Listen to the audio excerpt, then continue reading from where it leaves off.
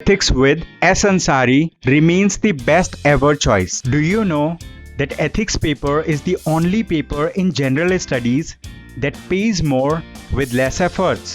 One can easily secure 130 to 140 marks. Lukman IAS is a well-established name since 2014 for ethics paper. We offer 3 types of courses: Ethics Foundation course, Ethics Case Studies, and Ethics Test Series. Since 2015, Lukman IAS students have maintained the records of securing the highest marks in this paper. So, why to wait? Contact us today for more information. Namaskar, I am Naman Goyal. This year I have secured rank 30 in Civil Services Examination of 2021. I was born and brought up in Jaipur and I am currently residing in Mumbai. I have done my graduation from IIT Bombay in Chemical Engineering, and after that I decided to prepare for civil services and started my preparation in the year 2020. This was my brief background in the journey of civil services. इस video के द्वारा और DKT के माध्यम से मैं online preparation of civil services examination की strategy बताऊंगा। और क्योंकि मैंने 2020 में प्रिपरेशन स्टार्ट करी थी जब कोविड काल चल रहा था, तब मैंने सारा प्रिपरेशन ऑनलाइन ही करी थी। मैंने कभी दिल्ली में जाके प्रिपरेशन नहीं करी है और मैंने कोई कोचिंग संस्थान का फाउंडेशन कोर्स भी ज्वाइन नहीं किया था। तो क्योंकि मैंने सारा प्रिपरेशन ऑनलाइन करी है, इसलिए मैं सभी एस्पिरेंट्स को मदद करना चाहता हूँ कि कैसे प्रिपरेशन ऑनलाइन की जा सकती है। सबसे पहले मैं ये बताना चाहूँगा कि दिल्ली जाना यूपीएससी की प्रिपरेशन के लिए ज़रूरी नहीं है। ये एक मिथ है कि दिल्ली जाने की ज़रूरत पड़ती है, बट मेरे जैसे और भी अनेक एस्पिरेंट्स ने ये एग्ज़ाम क्लियर करा है घर पे पढ़ाई करके, और इस चीज़ के काफ़ी फ़ायदे भी हो सकते हैं। तो कई छात्रों को दिमाग में ये रहता है कि हमें ऑनलाइन प्रिपेयर करना चाहिए या फिर क्लासरूम कोचिंग जाके अटेंड करनी चाहिए या दिल्ली में जाके रहना चाहिए।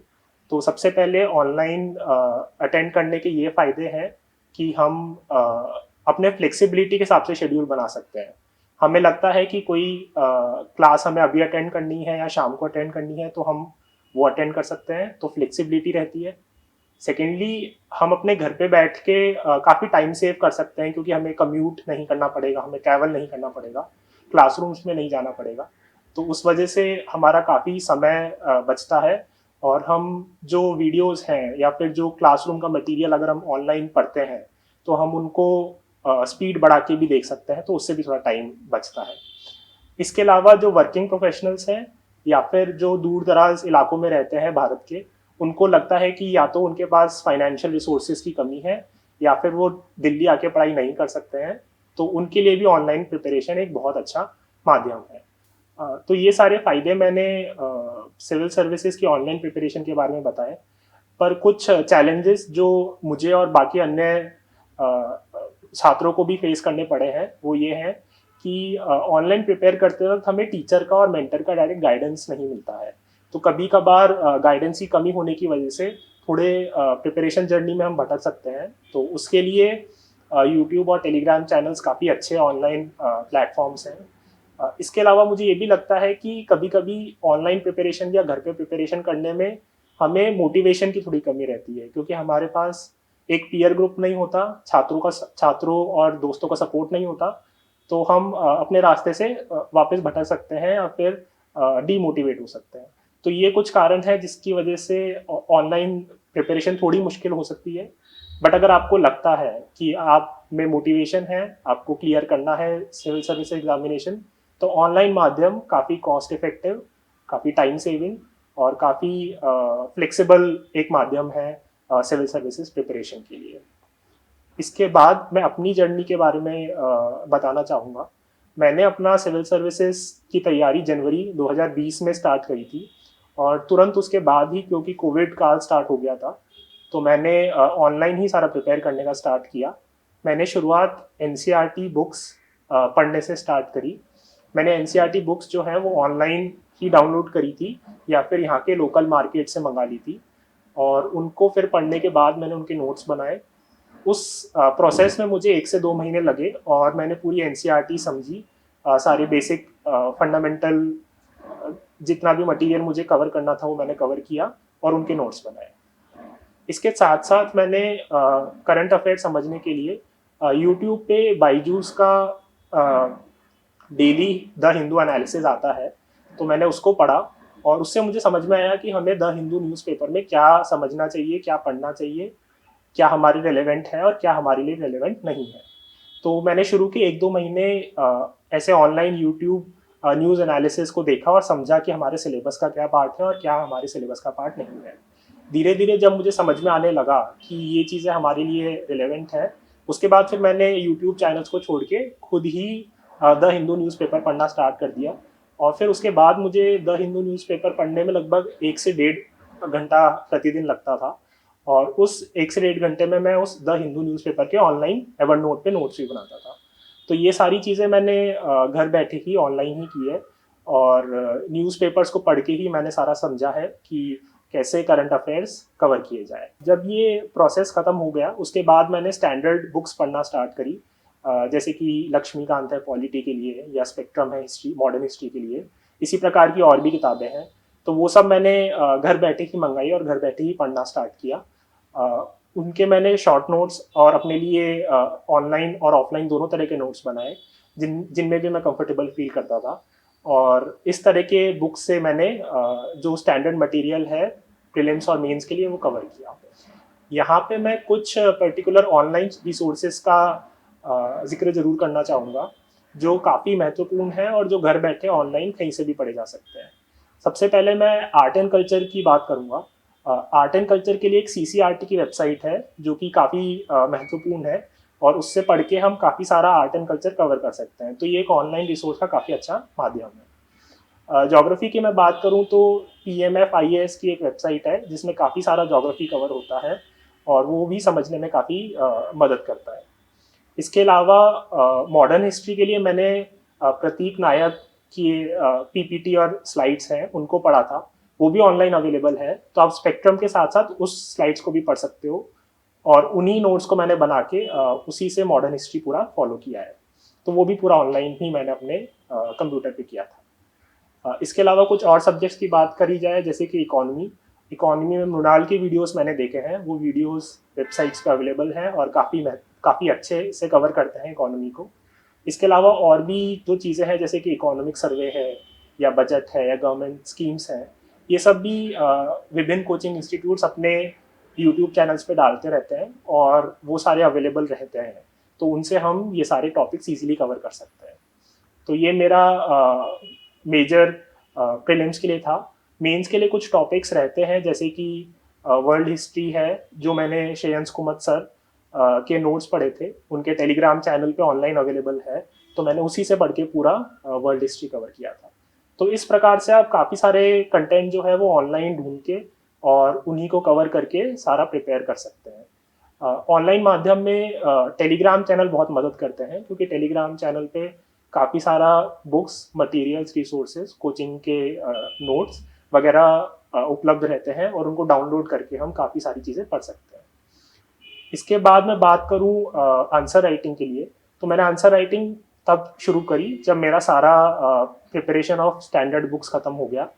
आंसर राइटिंग के लिए मैंने इनिशियली इनसाइट्स IAS की जो वेबसाइट है उस पर डेली क्वेश्चंस पोस्ट होते हैं, तो मैंने ऑनलाइन वो क्वेश्चंस में रोज दिन के 7-8 क्वेश्चंस पढ़ता था, उनको लिखता था 1 घंटे के अंतराल में और उस 1 घंटे में मैं सारे क्वेश्चंस के लिख के प्रैक्टिस करता था।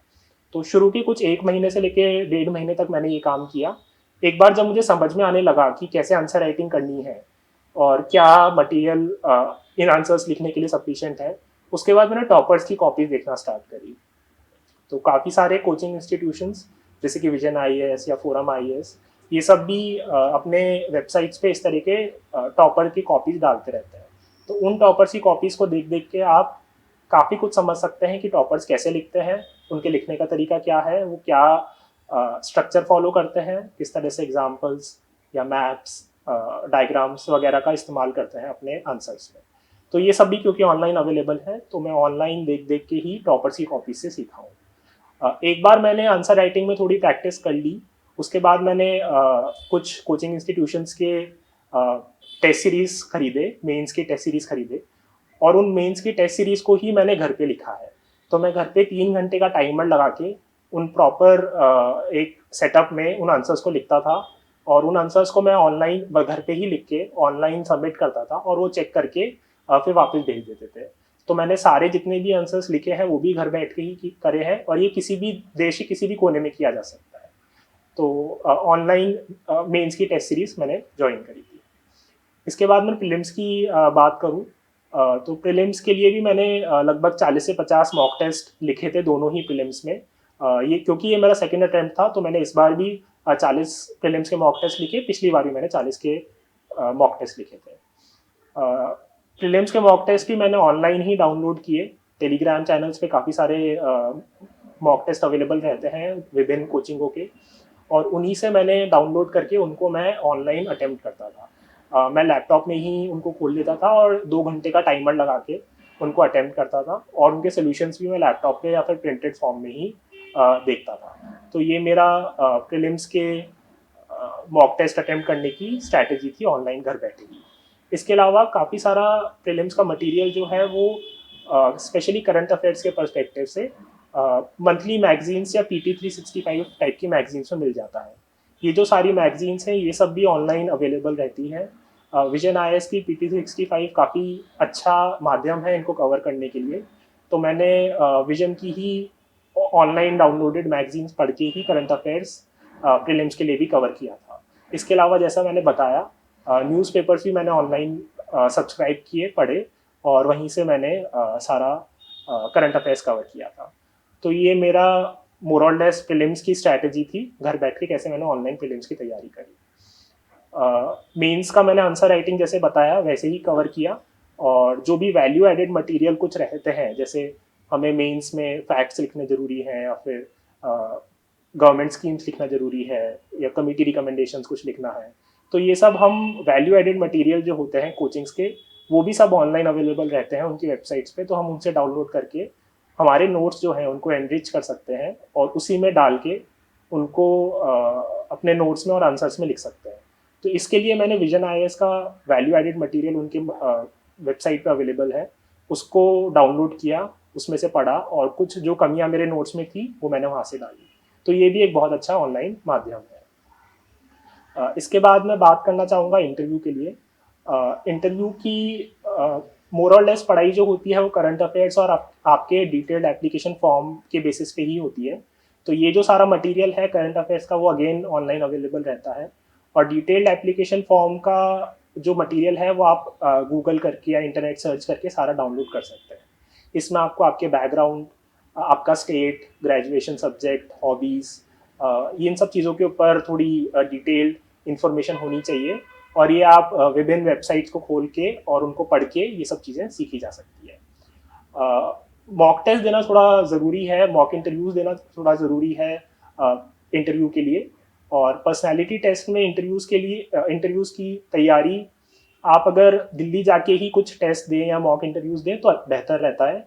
तो इसके लिए मैं पहली बार दिल्ली गया था, और तब मैंने कुछ मॉक इंटरव्यूज़ कोचिंग में दिए, और उन मॉक इंटरव्यूज़ के ज़रिए ही मैंने थोड़ा अपने बोलने के तरीके और पर्सनालिटी में चेंजेस किए, जिसके बदौलत इस बार मुझे 190 नंबर प्राप्त हुए हैं इंटरव्यू में, जो कि एक अच्छा स्कोर है। तो आप दिल्ली जाके या फिर ऑनलाइन माध्यम से भी इंटरव्यू की तैयारी और कुछ मॉक इंटरव्यूज़ दे सकते हैं। DKT UPSC CSC। अगर आप केवल सिविल सर्विस परीक्षा के प्रीलिम्स, मेंस और इंटरव्यू के वीडियो देखना चाहते हैं तो सब्सक्राइब करें DKT UPSC CSC चैनल। यहाँ आपको टॉपर्स के वीडियो रैंक के हिसाब से अरेंज मिलेंगे। चैनल के लिंक के लिए डिस्क्रिप्शन बॉक्स में जाएं। मेरा ऑप्शनल ज्योग्राफी था, तो क्योंकि मेरा ऑप्शनल ज्योग्राफी था, अगेन मैंने इसमें कोर्स ज्वाइन किए थे और टेस्ट सीरीज भी ज्वाइन की थी, बट वो सारे कोर्स और टेस्ट सीरीज ऑनलाइन माध्यम से ही मैंने ज्वाइन करी थी। तो मैं जो कोर्सेज अटेंड करता था या जो क्लासेस अटेंड करता था वो 2-3 घंटे की ऑनलाइन ही अवेलेबल रहती थी, और मैं उनको लाइव अटेंड करके ही सारे अपने नोट्स बनाए थे। तो मैंने इवन दो ऑप्शनल के लिए कोचिंग अटेंड करी, बट वो भी मैंने ऑनलाइन ही अटेंड करी, और टेस्ट भी मैंने ऑनलाइन ही दिए। तो ये भी मैंने सारा ऑप्शनल की जो भी प्रिपरेशन थी वो सब ऑनलाइन माध्यम से ही की थी। फाइनली मैं कुछ चीज़ें बताना चाहूँगा ऑनलाइन प्रिपरेशन के लिए। अक्सर ये होता है कि ऑनलाइन प्रिपरेशन के दौरान बच्चे अपना जो सिंक्रोनाइजेशन है या जो एक फ्लो है वो खो देते हैं और जो शेड्यूल बनाते हैं, प्लान बनाते हैं, उसको फॉलो नहीं कर पाते हैं। तो इसके लिए ये ध्यान में रखना बेहद ज़रूरी है कि हम अपने शेड्यूल पे और प्लान पे अडिग रहें, हम उसको फॉलो करते रहें और जो भी हमारा प्रीलिम्स के लिए, मेंस के लिए, इंटरव्यू के लिए स्ट्रैटेजी है उसको फॉलो करें। घर पे बैठे बैठे थोड़ी सी एक्सरसाइज करना, थोड़ी सी फिजिकल हेल्थ मेंटेन करना और मेडिटेशन करना भी थोड़ा आवश्यक रहता है, जिससे थोड़ा घर में रह के आपका जीवन जो है वो थोड़ा सा इम्प्रूव रहे, मेंटल हेल्थ मेंटेन रहे और बोरिंग आपको फील ना हो। तो ये अवश्य करते रहना चाहिए। मैंने पिछले 1 साल में लगभग रोज़ आधे घंटे भागने की कोशिश करी है, जिससे काफ़ी फ़ायदा होता है। आपके पेरेंट्स, फ्रेंड्स या सिबलिंग्स जो आपके घर में हैं, उनसे आप बात कीजिए, उनको आपकी प्रॉब्लम्स शेयर कीजिए और वो आपको मोटिवेट करेंगे, वो देखभाल करेंगे। तो घर में रहने का ये काफ़ी फ़ायदा होता है कि आपको आपके support system, specially the family, जो आपका सपोर्ट सिस्टम है, उससे काफ़ी हेल्प मिलती रहती है। Ethics with S. Ansari remains the best ever choice. Do you know that ethics paper is the only paper in general studies that pays more with less efforts? One can easily secure 130 to 140 marks. Lukman IAS is a well-established name since 2014 for ethics paper. We offer 3 types of courses: Ethics Foundation course, Ethics Case Studies, and Ethics Test Series. Since 2015, Lukman IAS students have maintained the records of securing the highest marks in this paper. So, why to wait? Contact us today for more information. जिस तरह के मैंने sources बताए, उन sources के अलावा NPTEL की website है या सनसेट टीवी यूट्यूब पे है, और भी यूट्यूब पे काफ़ी सारे चैनल्स हैं जो कि कोचिंग इंस्टीट्यूशन द्वारा या टीचर्स द्वारा रन किए जाते हैं, जिसमें वो काफ़ी सारा कंटेंट और मटेरियल प्रिपेयर करते हैं, तो उनको आप फॉलो कर सकते हैं।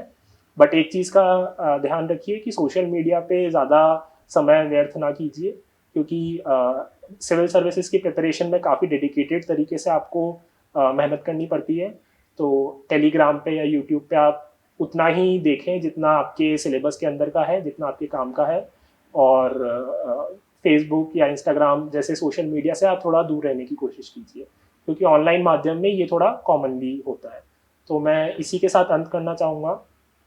DKT को बहुत धन्यवाद करूँगा, क्योंकि मैंने भी इसी प्रकार से लास्ट ईयर वीडियोस देखी थी और समझा कि कैसे मैं प्रिपेयर कर सकता हूँ। तो मैं इस सब के लिए डेली नॉलेज टैग का काफ़ी आभार व्यक्त करूँगा। और मेरा टेलीग्राम पे एक चैनल है जिसको आप फॉलो कर सकते हैं, जिसमें आपको ऑनलाइन रिसोर्सेज जिस तरह मैंने पढ़ी थी उसी प्रकार से आप भी मेरी ऑनलाइन रिसोर्सेज पढ़ सकते हैं। तो उसका जो लिंक है वो मैंने डिस्क्रिप्शन में डाल दिया है, तो आप उस लिंक को भी फॉलो कर सकते हैं। धन्यवाद।